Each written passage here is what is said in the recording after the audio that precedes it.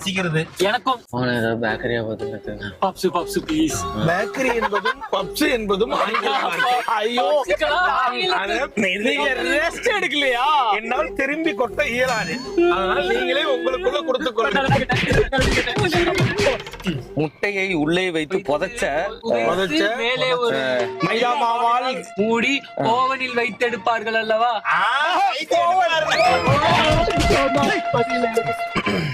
புரியவில்லை.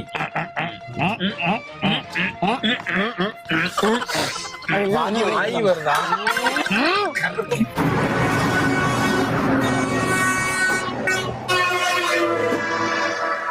இப்ப யாரு போய் எது சொல்றதுன்னு தெரியலையே.